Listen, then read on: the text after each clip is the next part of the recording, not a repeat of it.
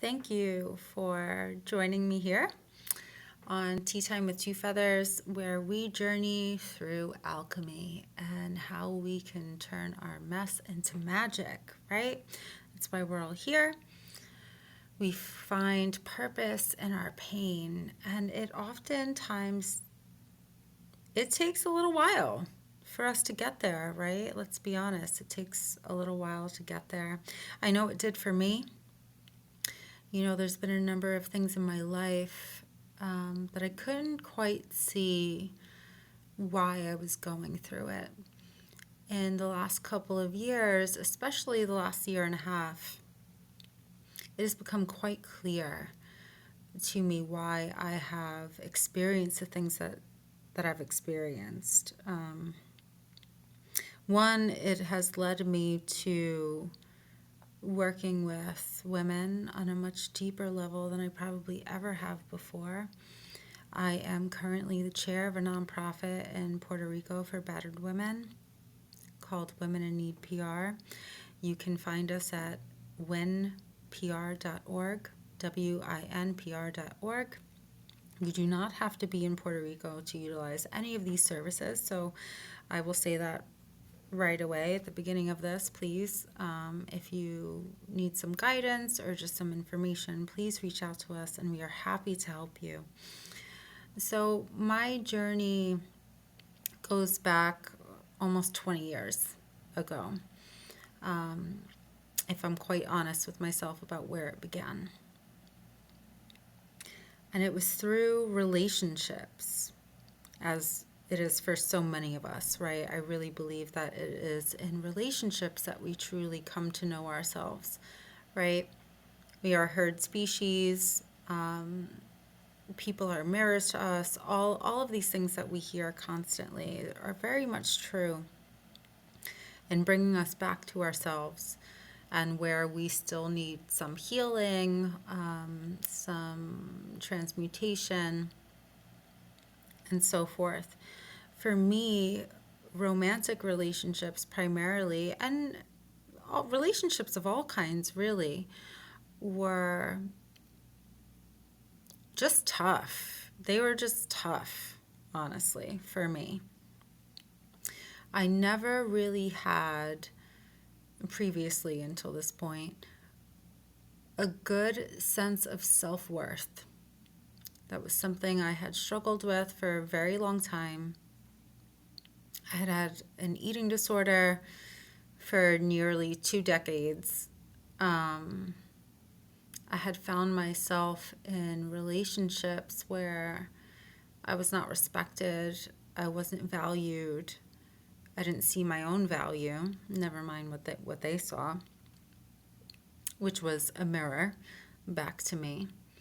And there was cheating involved, and it only escalated the less and less I saw my own worth. It started to become verbally abusive and almost borderline physically abusive at some points, if I can be quite honest with you all, which is why I'm doing this.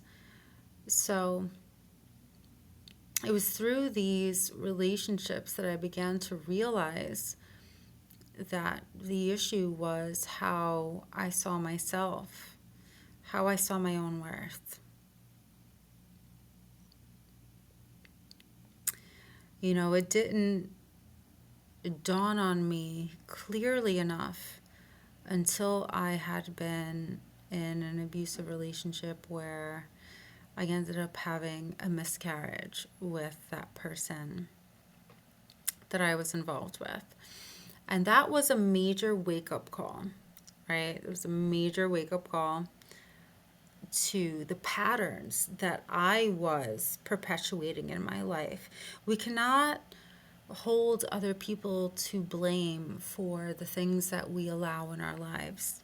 Now, I have no control over how they chose to act or how they chose to treat me, but what I had allowed in each of those relationships where these types of behaviors perpetuated was my fault. I had to be honest with myself. in regards to the fact that I was the common denominator in all of my experiences.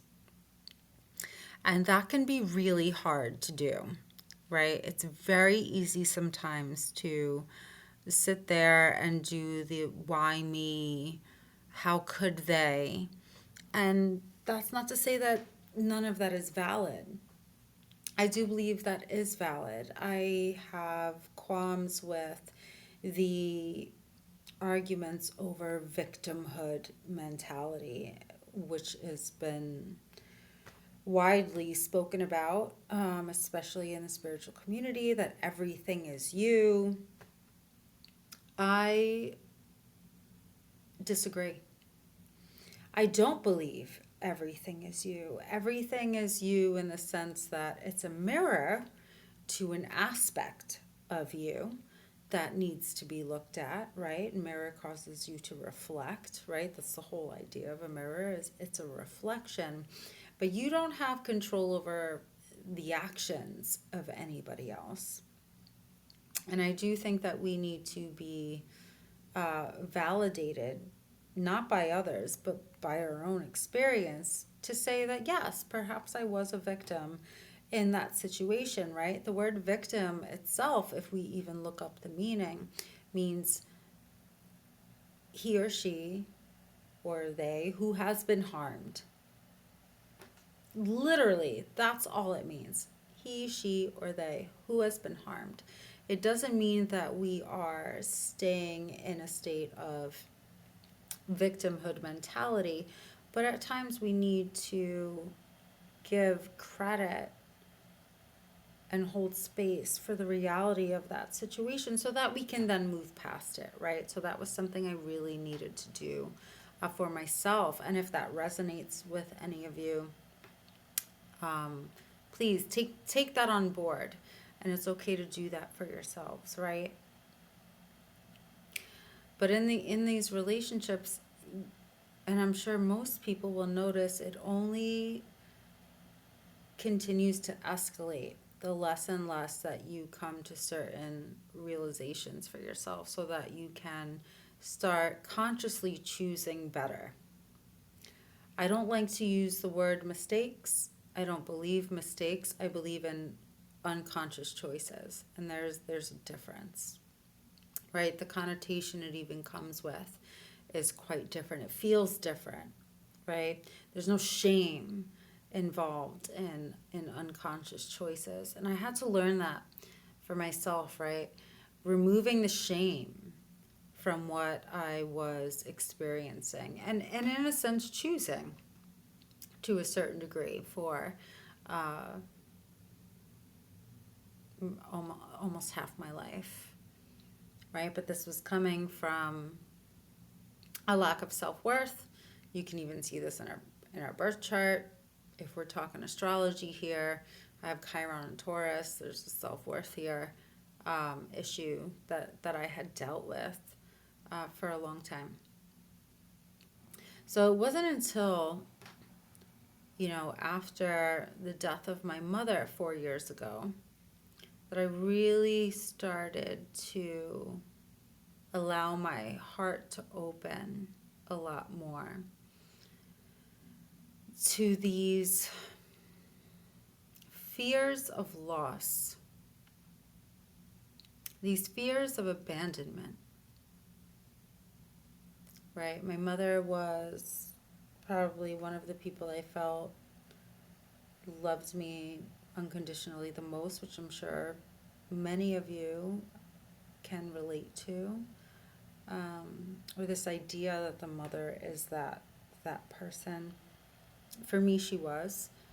And she had died unexpectedly 4 years ago. And that was tremendous in opening my eyes to how I could hold that space for myself of unconditional love. And I still hadn't quite gotten there yet. I had a number of unhealthy relationships starting when I was about 19 years old, which was a very long time ago at this point in my life. And a number of them had been verbally abusive, where I was called all sorts of names, whether it was a piece of shit, I was told I wasn't wife material, um, I was called a whore, a prostitute, um, told my parents should be ashamed of having me, a number of things. And this isn't even just in one relationship, this is in a number of them. So this is also why I had to look at myself, because I was a common denominator in all of those things, right? In all of those situations. So it was the miscarriage that really woke me up. I think it took a real loss of my first pregnancy to get me to really put myself a little bit under a microscope, right? Like, what is going on here? And why am I allowing this? And what do I do about it? What do I do about it?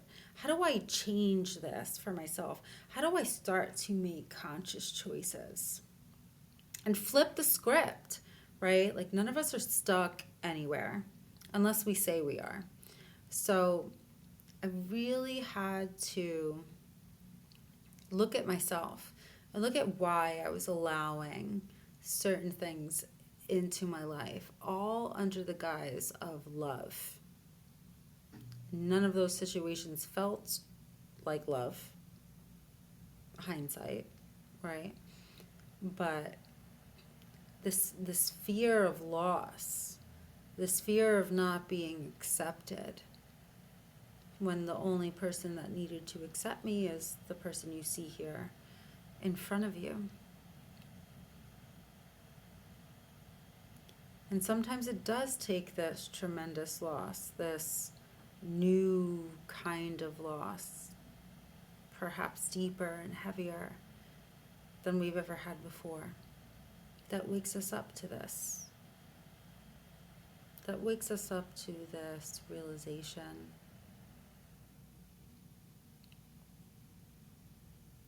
You know, I had my life threatened by somebody that I was with. They had stolen from my home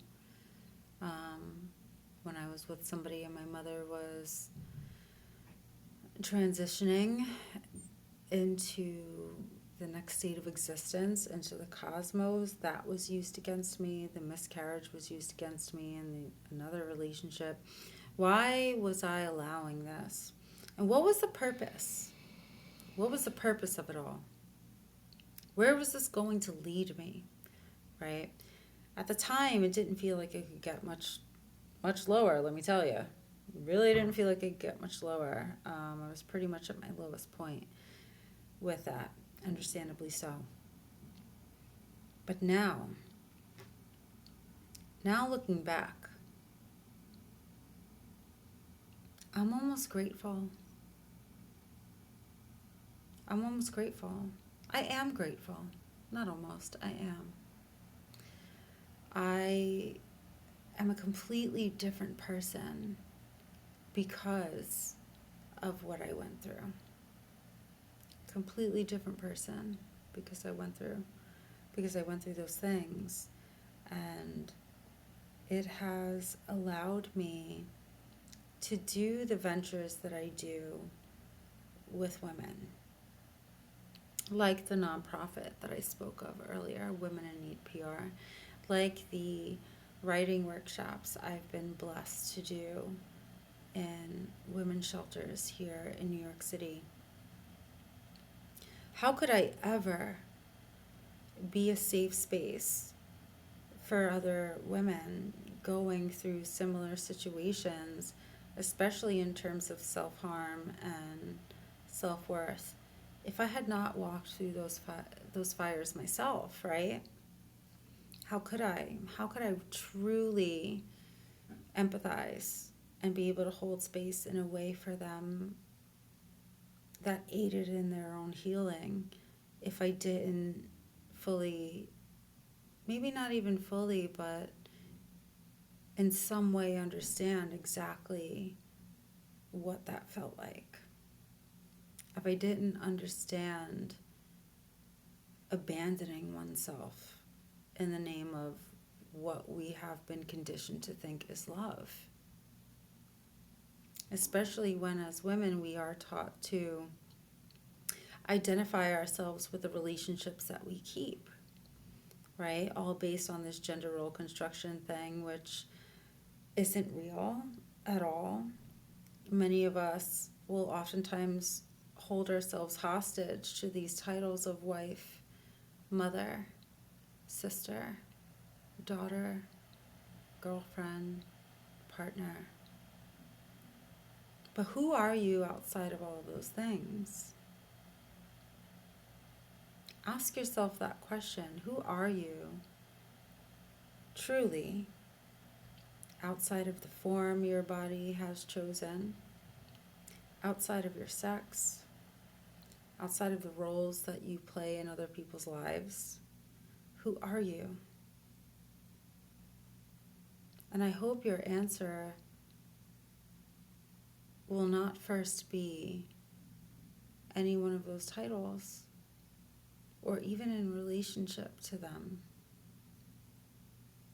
I think because I had defined myself by relationships for so long, it's almost why, or part of why, I had allowed a lot of those things. Because if those relationships failed, who was I? Where was my worth then? And this is multi-layered. It goes even beyond that, right? The fact that a number of relationships had become verbally abusive. Was there an internal anger that was seeking to express itself? Was there a mirror to my lack of self-worth that was seeking to express itself? And did so successfully, time and time again.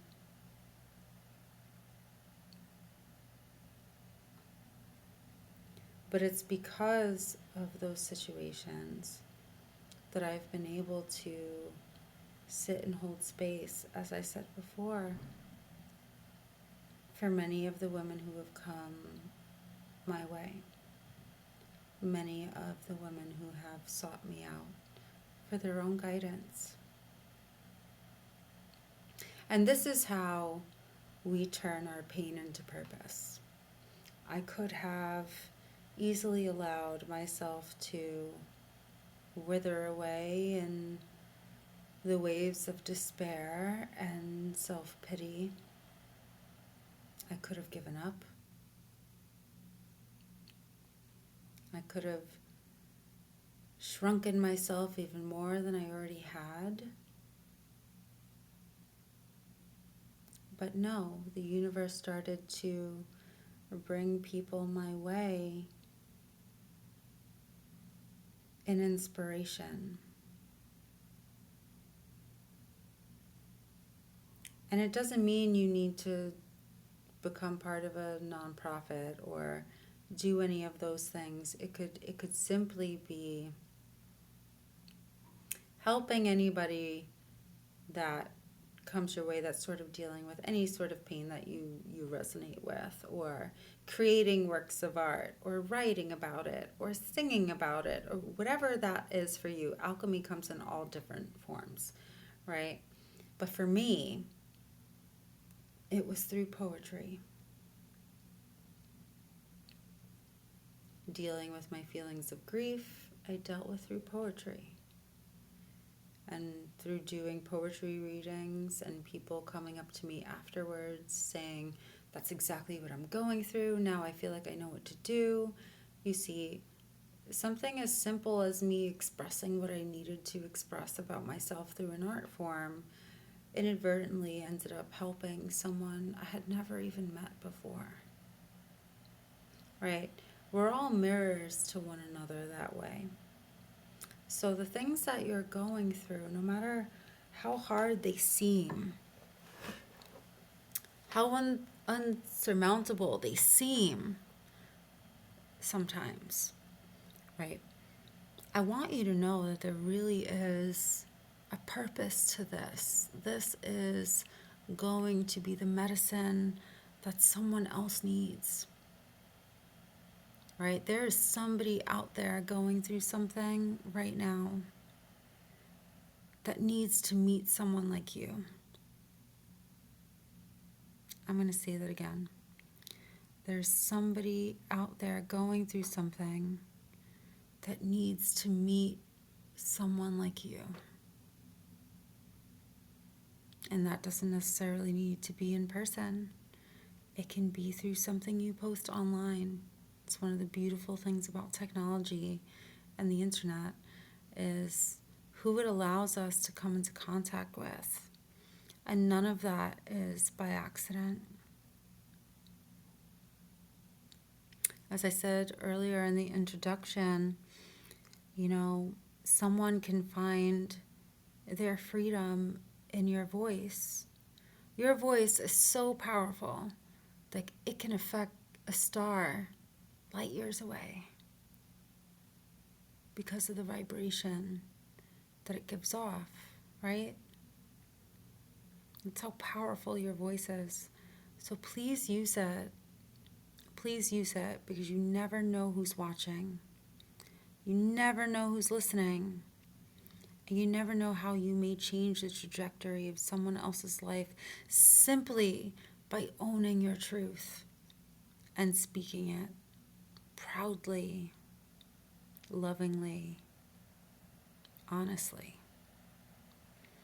The more and more I spoke on the things that I had been through, the more and more people with similar issues of self-worth have found their way into my orbit. And I couldn't be more grateful. This is where my own alchemy continues to happen, right? It's never truly done, but it continues to happen with each person that finds me, that seeks me, that finds a little bit of peace, that soft place to land,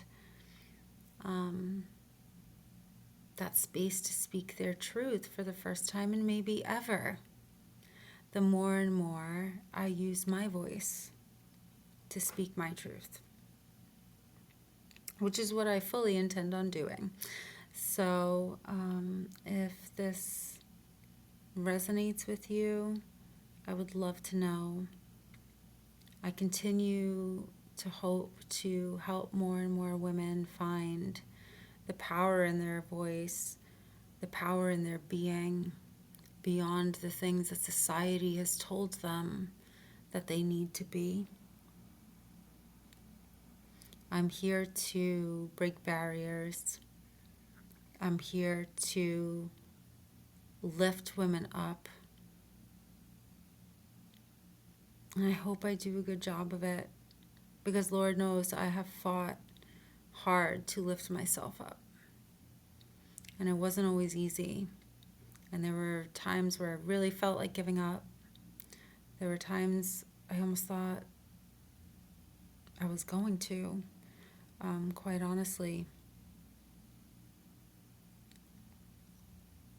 So if you're going through something right now and it seems really tough and you almost feel like giving up, I want you to know that there's somebody who's maybe going through the beginning of what you've been through that is going to need somebody like you to get them out of it, right? We're all in this together, right? All of these experiences are going to make us wiser, right? So there's no beating ourselves up for the things that we've gone through in life. Try not to beat yourself up, right? Like I said, no mistakes, just unconscious choices.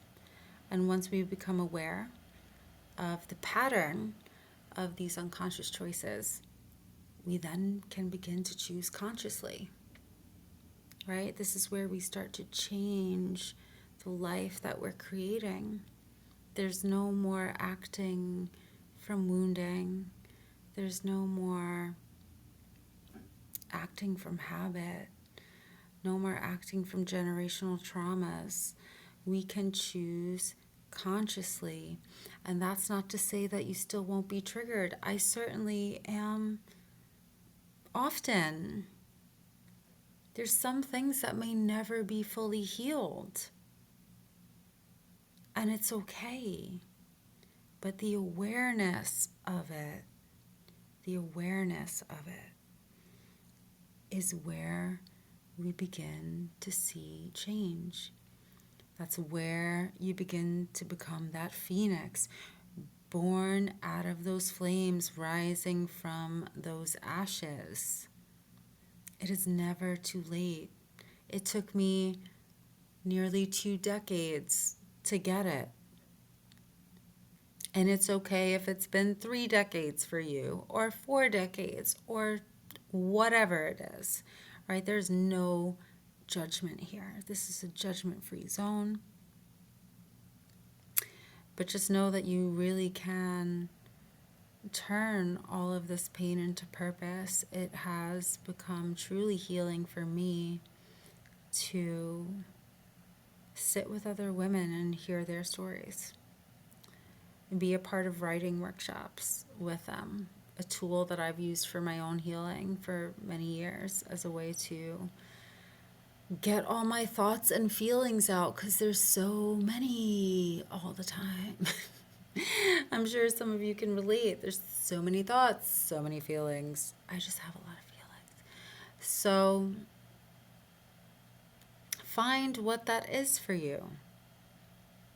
Find what it is that you can share with others, right? To transmute that pain, transmute that experience. And then we can be a guiding light for others to show them how to do it and to show them that it's possible. If we're not inspiring one another, what are we doing? What are we doing? And if we're not really connecting at the heart level, what are we doing? What are we doing here? Right? Life is so much more than a clicking of cameras, than a number of likes, a number of follows. How are we uplifting one another? How are we leading one another back home to ourselves? And it's through the journey of alchemy. And so I'm starting this channel because I hope to introduce to you, each time we do an episode, someone else with a story of their own that they've had to journey through. One of pain, one of loss, whatever that journey may have been for them, and how they turned it into power, how their mess became their magic, so that you know your mess can become your magic too. So I hope you continue to join me. And if you're interested in sharing your own story, please reach out to me. You can find me on Instagram at @_2.feathers_, where you'll find even more information about my journey and how it led me to doing everything I can to uplift women in my community who are in a lack of self-worth, who are experiencing cycles of abuse, and who know that they deserve more and they just can't take it anymore. And with that, I look forward to at least bringing a bit of inspiration to your day. So thank you for joining. Again, this is Tea Time with 2 Feathers, and this is where we figure out how our mess can become our magic.